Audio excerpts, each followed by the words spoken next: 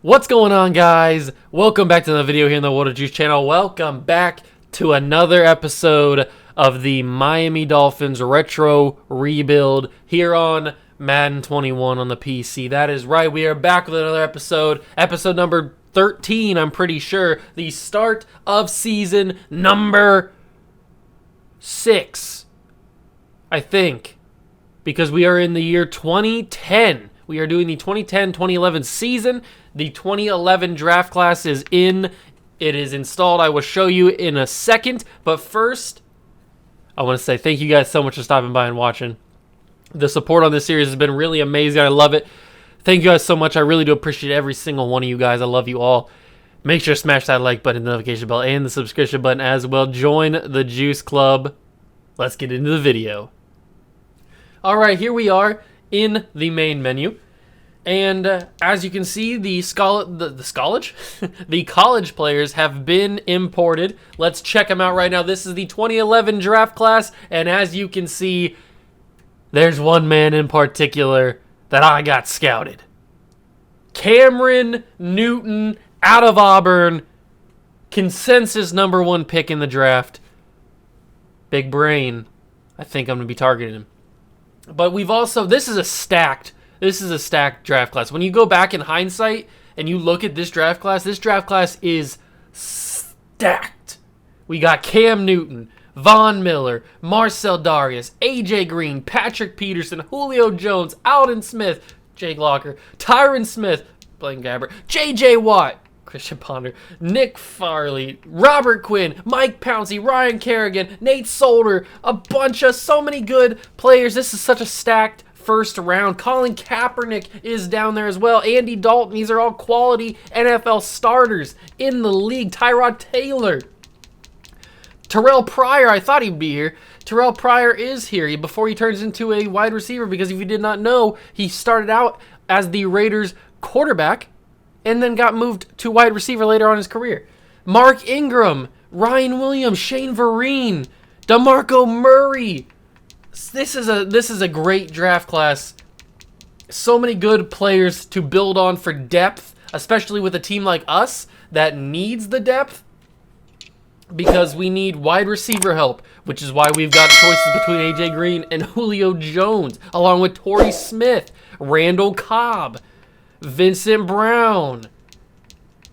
Who else is down here? Niles Paul is a decent wide receiver. He was a decent wide receiver. Andre Holmes, Chris Hogan, Ricardo Lockett. He was a thing for a hot minute. Doug Baldwin is down here. Undrafted projection on him. Dane Sanzenbacher. So there's some decent wide receivers late in the draft. Kyle Rudolph is here. Jordan Cameron, who was a thing for a hot second. Julius Thomas. So we could get a third string tight end here. Maybe like a Jordan Cameron in the 4th round. Maybe a Luke Stalker or a Julius Thomas later on.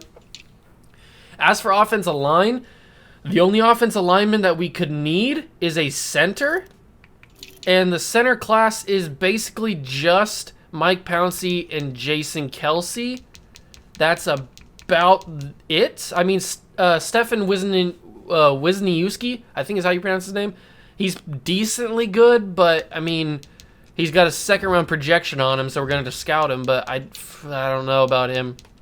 The rest of the offensive line class is okay. I mean, Marcus Cannon's here, James Carpenter, Marcus Gilbert, Ja Reed, Maurice Hurt was there. I saw going to left guard. Rodney Hudson is here, Daniel Kilgore, and then obviously Tyron Smith, Nate Solder, Anthony Costanzo, 3 solid left tackles. So this is it's a good left tackle class, one of the deeper ones that we've had here.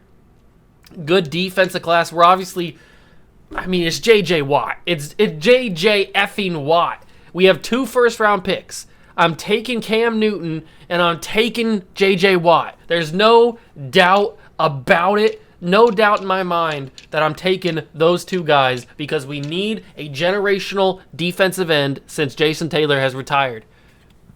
We haven't had that. We got Cam Wake. We've got Cliff Averill.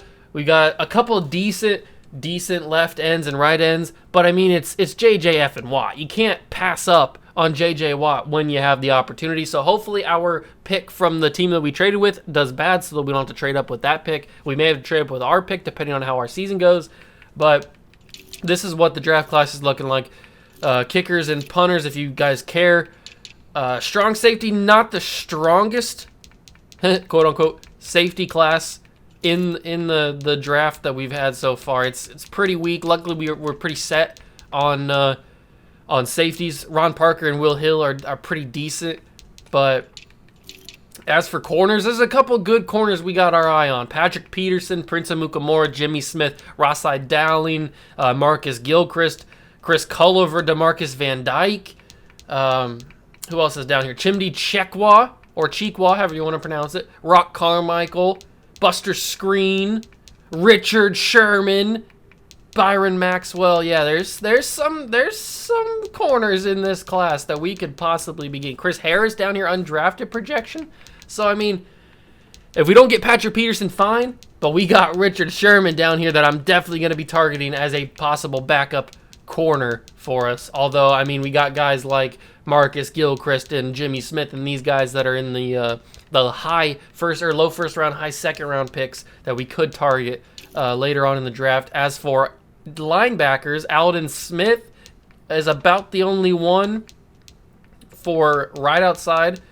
I mean, Malcolm Smith is a solid linebacker. Bruce Carter, Mason Foster. It's whatever for the linebackers. There's really nobody besides Von Miller and Justin Houston that really make a difference in this linebacker class. And Justin Houston is a third-round projection, so we could possibly go and get him. As for D tackles, there's one D tackle that I'm waiting on in a couple years that I'm probably going to take. So we'll just have to wait on that. I think you guys know who I'm talking about. But we got guys like Marcel Darius, Nick Fairley, Corey Leggett, Phil Taylor, Marvin Austin, Stephen Paya, Jarrell Casey's down here, Lawrence Guy, all solid defensive tackles. It's a pretty deep defensive tackle class. Cameron Jordan is here as a defensive end.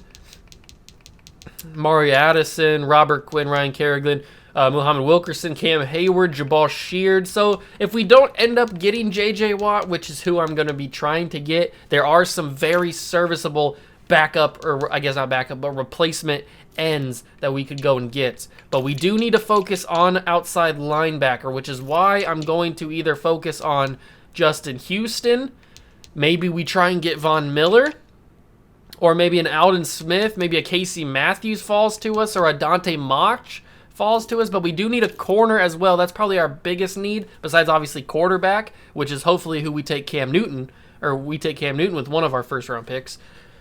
But corner, I'm definitely going to have to focus on get maybe one or two corners from this draft, because this is a pretty deep draft class for corners. And maybe even I get I get a safety and move them to corner, depending on who's down here. Not really anybody that could move over to corner, I don't think. Maybe Raheem Moore could possibly move to corner. I don't know, but I probably just take two corners since it's a pretty deep corner class. But that is the 2011 draft class. Probably one of my favorite draft classes in this. That's going to be in this saves. So as you can see, we obviously 1-1 again. We seem to start out 1-1 every single season. I don't know what it is, and then usually we end up 9-7. So if you guys have forgotten what the roster looks like, Calvin Johnson. Hopefully he can have a quarterback throw into him, which is hopefully Cam Newton next year. He is a 96 overall, just 24 years old. Jahari Evans starting to get a little bit older. He's still perfectly in his prime, but he's starting just to creep up there just a little bit. At 90 overall, Eric Weddle, 86, Andrew Whitworth, 85. I still have not traded Andrew Whitworth yet, even though we have Trent Williams. I'm just trying to figure out the right trade to use him on, and possibly we could use Andrew Whitworth to get a third first-round pick that's possibly the first overall pick. That's big brain right there. I might do that. I'm going to look into that. We've got our line is very, very solid right now. We do need a right tackle. Calais Campbell is obviously here. He's solid. Tamba Ali is solid. We've got Simeon Rice, who I brought in free agency, and Dominican Sue, who I have starting this season at defense tackle over Kyle Williams. AJ Hawk still at a 77 overall at 26. So our very first pick in this series is not turning out to be all that great. I mean, he's still a solid NFL player, but not to the quality that we need. Neither is Keith Rivers. I've kind of missed on linebacker. If I've missed on any position in this series, it has been linebacker. I have not been able to judge linebacker talent in this draft, which kind of sucks. James Laurinaitis is sitting at 76 at just 23 years old, entering his second season in the league. What I may do is move David Harris back to his original position that we drafted him at right outside linebacker, and then make James the starting middle linebacker so he can continue to grow, and then probably trade Keith Rivers because he's making a lot of money. Plus, he's a 75 overall, just 24 years old, so we may be able to get a decent return for him. So I'm thinking about that as well. We've got an absolute steal in Sam Shields that we took in like the fourth round, and he's a 74 overall last year. So that's perfect. We got Devin McCourty as well. So we've got two young corners that we can try and build on for the future, along with maybe a corner in this year's draft. We've got a good foundation for the future. As for the safety position, we are sitting solid with two young players, Antoine Bethea and then Glover Quinn learning behind him, and then Eric Weddle and Adam Archuleta, but he's just here for a year as a backup until we get another safety. Lindo Mare, I did bring him back on the franchise tag, so we're going to have to negotiate some contracts with him this season to hopefully keep him here for the foreseeable future until he retires. And then Pat McAfee, obviously, as our punter. Quarterback situation, you saw that I brought in Smokin' Jay Cutler as our starting quarterback because AJ Feely just wasn't cutting it anymore. I mean, he's now going to be just he's basically on a legend deal, is basically how I see it. He's on a legend deal. He's 69 overall, nice. And he's 33 years old. We got Troy Smith here as well. But Jay Cutler is going to be our quarterback for this year, and then we'll see, depending on what happens in the offseason in the draft. Running back, Jamal Charles has not blossomed into the running back that I've hoped he has, and that may be because we have Darren Sproles and Ronnie Brown ahead of him. He's getting third string running back minutes, so that kind of blows a little bit, but I mean, Ronnie Brown is 28 and Darren Sproles is 27. So, I mean, they're getting a little bit up there. If we take a running back this year, maybe I move on one of these guys. As for wide receivers, we are waiting for Antonio Brown to break out this season because he's on his rookie, or he's a rookie this year. So hopefully he starts to grow with four-string wide receiver minutes. We got Pierre Garçon, who we need to start to grow. Devin Hester is just going to be Devin Hester. He's basically just our kick returner. And then I brought in Sonoris Moss, as you saw, and we kept Wes Welker. As for tight end, I was talking about maybe getting Jordan Cameron or Mercedes Lewis or something like that, just to fill out that third tight end position, because you know I like to run a 3 tight end system. And I do like to run 2 tight end systems a lot, but 3 tight ends just make me feel a little bit more comfortable. Vernon Davis is solid, and Greg Olsen hasn't grown as quickly as I thought he would, or as I would like him to, which kind of sucks a little bit. But I mean, it's Greg Olsen, so you can't really be mad at it. But that's gonna do it for the wrap up, I think. Free agency, there's nothing really in free agency. I already checked all that stuff. I mean, we got some decent guys on the practice squad. Oh, I didn't show you guys the practice squad. We got some decent guys on our practice squad. I should probably show you guys that. I don't really show you guys the practice squad because there's never anybody on it. But we have Quentin Groves, Greg Toller, who we drafted a couple years ago, Andrew Sadehu, who went undrafted that I picked up out of free agency. LeGarrette Blount went undrafted. I picked him up. Mike Williams and Jordan Shipley, who also went undrafted. So I picked up those guys out of free agency because they went undrafted. So I figured I'd show you guys that because that was kind of interesting. I got LeGarrette Blount and stuff like that. So that's going to wrap it up for now. I will simulate, and then I will see you guys when we're probably either at an interesting matchup or something interesting is going to happen. All right, I bring you guys back in here because we are in week 16 of the season, and we're currently sitting at the 2 seed in the AFC at 9-5 on the year.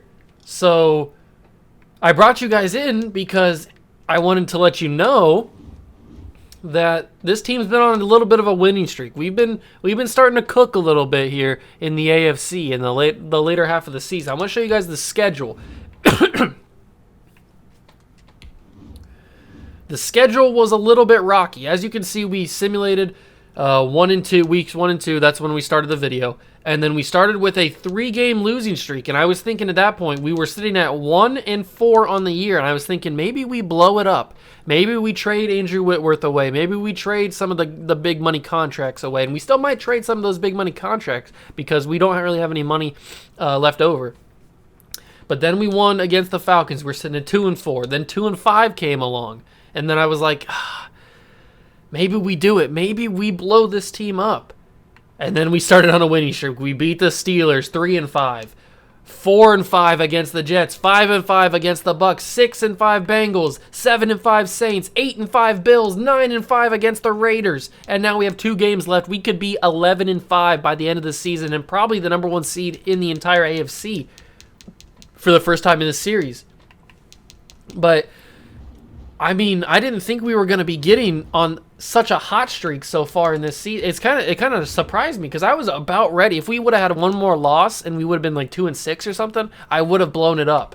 But now we're the 2 seed. I think I keep it how it is right now. I mean, we got Smokin' Jay Cutler, who's 3,300 passing yards, 28 touchdowns to 17 picks, which is bad, but he is serviceable enough for this season. Rushing 229 carries for Ronnie Brown, 858 yards, 7 touchdowns. Wide receiver, Calvin and Pierre Garçon both have 65 catches, both over 800 yards, 10 touchdowns for Garçon. Vernon Davis leads in catches with 71, but he has less receiving yards. As for the defense, we've got 99 tackles for David Harris. He has been a tackle machine ever since he started to come into his own a couple of years back. Then we have sacks. Cameron Waken and Ndamukong Suh in his rookie year has 8 sacks on the season. That's fantastic. As for interceptions, Eric Weddle and Brandon Carr have 3. AJ Hawk has 2. Anybody have any touchdowns? Pick sixes. No pick sixes for the defense. Olindo Mare is 43 for 43 on extra points and 8 for 11 on field goals. He had a 51-yarder. Punting, Devin Hester has no punt return touchdowns, kick returns, nothing either. Oh, I got that backwards, but it doesn't matter because he doesn't have any either. So let's check out the good old awards. Dan Orlovsky.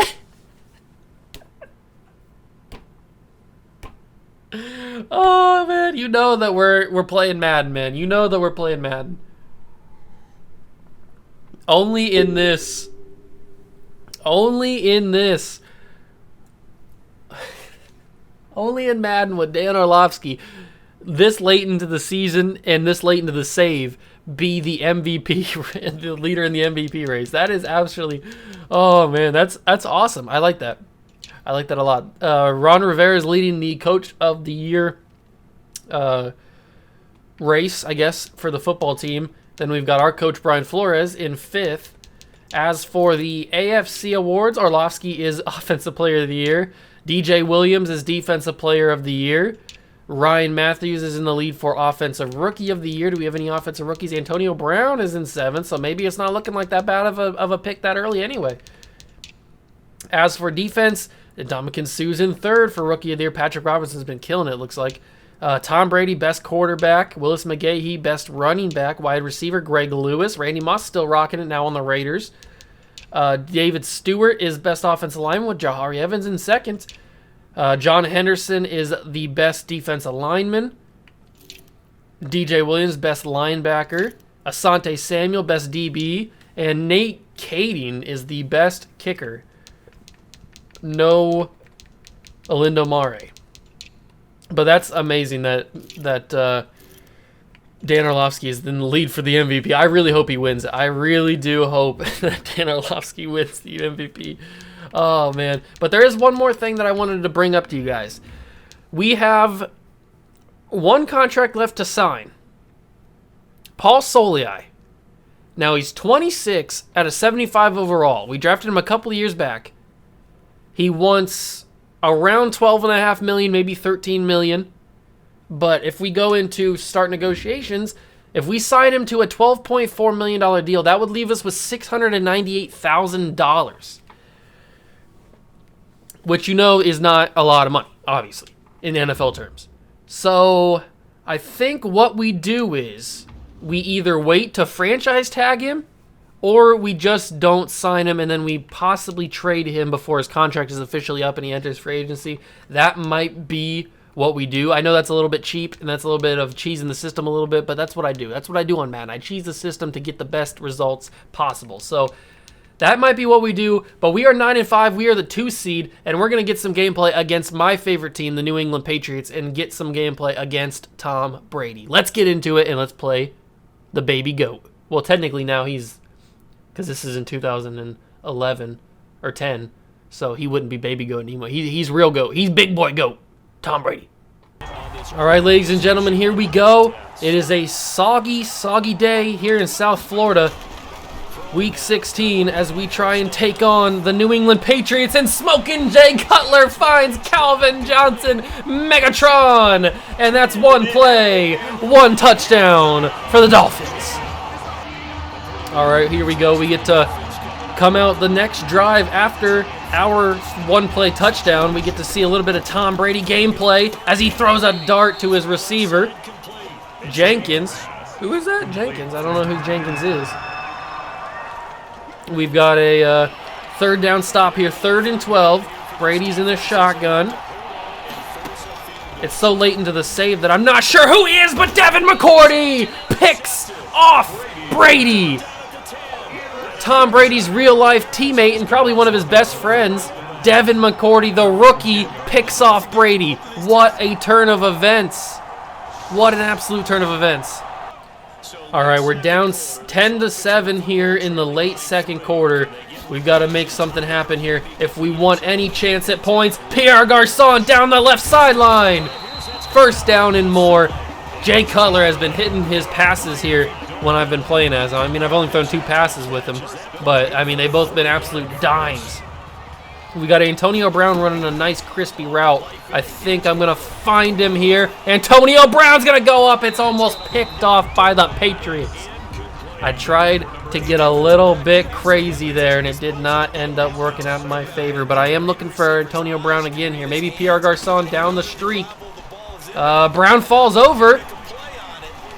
I'm going to have to hit nobody because Jay Cutler had horrible accuracy there. I even had my feet planted and everything. That was just poor accuracy from Jay Cutler. That's a little bit upsetting that he had such bad accuracy. We're going to have to find Vernon Davis. Nice throw from Jay Cutler. Makes up for that bad one on the last play. And now we're sitting in solid field goal range, but we could get more. We could definitely get more than just a field goal here.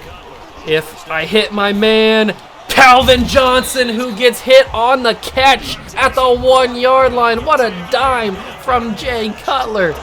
And now we sit at the 1-yard line. They're probably going to guess run, but we're going to throw pass. And here we go. Pierre Garçon, I'm looking at you. It's bad. We got to get, no, spike it. Okay, 3rd and goal, 8 seconds left from the 3. That was a poor pass from me, poor decision. I shouldn't have done that. It's fine because we have a chance. 3rd and goal, quick throw. It's Pierre Garçon, and we take back the lead. All right, it's 4th and 16 in the 4th quarter, 35-10. We are looking solid for a victory here, but I thought we should get some more Tom Brady gameplay as he throws one deep down the middle of the field. Perfect throw. 3 interceptions for Tom Brady today. That's crazy. All right, we got 52 seconds left, and there was a punt opportunity, so I thought, hey, let's get some Devin Hester gameplay in here. We haven't got a lot of him in this series, but we're going to get a little bit here as he breaks one. No, I couldn't break anything, but we got 45 seconds, and there's not really a lot of time left. So we're going to come out of here with a victory. We're going to move to 10-5, and I got to check. I don't know if that puts us in the #1 seed in the East, but it definitely gets us in fighting position for the #1 seed in the East, which is very, very good. It would be our first time ever in the series that we were #1 seed in the East. And Ronnie Brown might put the icing on top of the cake. What a juke move! And Ronnie Brown scores! Icing on top of the cake. What a juke from Ronnie Brown. All right, ladies and gentlemen, we come out with a victory. What a big victory it was, because we got one game left in the regular season, and now we're sitting at 10-5. Jay Cutler, 21 of 33, 330 yards, 4 touchdowns, and a pick. As for Ronnie Brown, 17 carries, 96 yards, a touchdown. Sproles also had a touchdown. Pierre Garçon had 7 catches, 67 yards, and 2 touchdowns. Calvin and Sproles also had a couple of receiving touchdowns. As for defense, David Harris had 11 tackles in the game. Cameron Wake came away with a sack and a half. He shared it with Keith Rivers. And as for interceptions, we picked off Tom Brady 3 times in this game. Eric Weddle, Devin McCourty, and A.J. Hawk all picked off Tom Brady in this game. Nobody took it to the house, but that is actually crazy that we picked off Tom Brady 3 times in this game. So it's a big, big victory, and now we get to go and see if that pushes up into the #1 seed.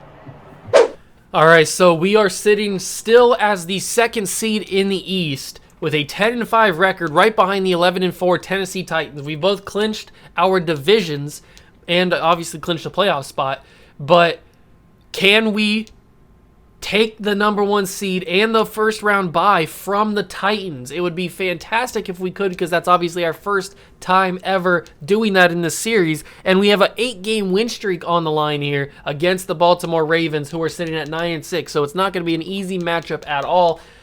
Hopefully we can do it. The Titans hopefully have a tough matchup as well, but we still got that Paul Soliai contract. I have not decided what I want to do with that yet, but I guess we'll simulate this game live,